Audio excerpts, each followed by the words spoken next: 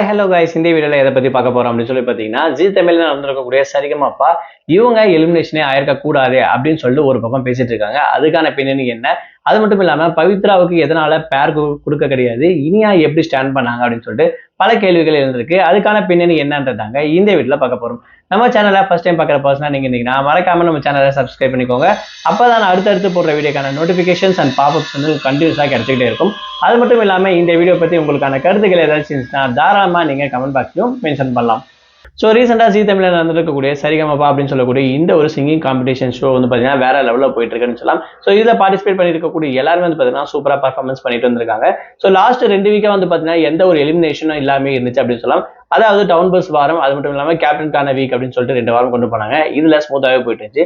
But இந்த வாரம் ரீசெண்டாக வந்து பார்த்தீங்கன்னா 1-on-1 அப்படின்னு சொல்லிட்டு ஒரு ரவுண்ட் வச்சிருந்தாங்க. இந்த ரவுண்ட் வந்து பார்த்தீங்கன்னா எல்லாருமே சூப்பராக பாடிட்டு வந்திருந்தாங்க. அது மட்டும் இல்லாம சபேஷன் வெர்சஸ் அறிவழகன் வைக்கும் போது 2 பேருமே வந்து பார்த்தீங்கன்னா வின் பண்ணாங்க அப்படின்னு கூட சொல்லலாம். அதாவது யாராவது ஒருத்தர் செலக்ட் பண்ணோம், பட் இவங்க 2 பேருமே வந்து பார்த்தீங்கன்னா சூப்பரா பர்ஃபார்ம் பண்ணிருக்காங்கன்னு சொல்லிட்டு ஜட்ஜஸை வியந்து போய் கன்ஃபியூஸ் ஆகிற அளவுக்கு பண்ணிட்டாங்க அப்படின்னு சொல்லலாம். ஸோ இதெல்லாம் போக வந்து பார்த்தீங்கன்னா லாஸ்ட் யார் தான் எலிமினேட் பண்ணாங்க அப்படின்னு சொல்லி பார்த்தீங்கன்னா தராங்கின்னு சொல்லக்கூடிய இவங்க வந்து பார்த்தீங்கன்னா எலிமினேட் பண்ணிட்டாங்க.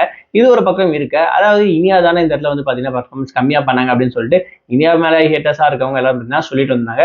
தாராகினிக்கு வந்து கொடுத்தது வந்து பார்த்தீங்கன்னா ஒரு நியாயமே கிடையாது அப்படின்ற விஷயத்தையும் இன்னொரு பக்கம் சொல்லிட்டு இருந்தாங்கன்னு சொல்லலாம். ஸோ அதுக்கப்புறம் வந்து பார்த்தீங்கன்னா பவித்ரா. ஸோ பவித்ரா ஏன் இந்த வாட்டி பேராவே பாட கிடையாது, 1-on-1 ரவுண்ட் அப்படின்னு தானே சொல்லியிருந்தீங்க, அப்ப இவங்களை மட்டும் எதுக்கு மிஸ் பண்ணீங்க அப்படின்ற மாதிரி ஒரு கொஸ்டின் ரைஸ் ஆச்சு.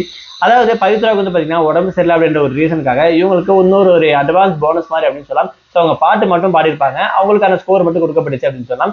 அது மட்டும் இல்லாம இவங்க one of the TRP list டாப்ல லிஸ்ட்ல இருக்கிறதால இவங்களுக்கு கொஞ்சம் ஃபேவர் பண்ணியிருக்காங்க ஜட்ஜஸ் அப்படின்னு கூட சொல்லலாம். ஸோ இதுல வந்து பார்த்தீங்கன்னா கொஞ்சம் பேச்சு பொருளா ஏற்பட்டிருக்குன்னு சொல்லலாம். இதனால இப்ப எலிமினேஷனா இருக்கக்கூடிய தாராங்கிக்கு வந்து இது வந்து கரெக்ட் இல்லை அப்படின்னு சொல்லிட்டு நிறைய பேர் வந்து பார்த்தீங்கன்னா பேசிட்டு வந்திருக்காங்க. நெட்டிசனால பரவப்பட்டு வந்திருக்கு அப்படின்னு சொல்லலாம். ஸோ இதை பத்தி நீங்க என்ன நினைக்கிறீங்க? உங்களோட கமெண்ட் என்னன்ற விஷயத்த மறக்காம கமெண்ட் பாக்ஸ்ல மென்ஷன் பண்ணுங்க.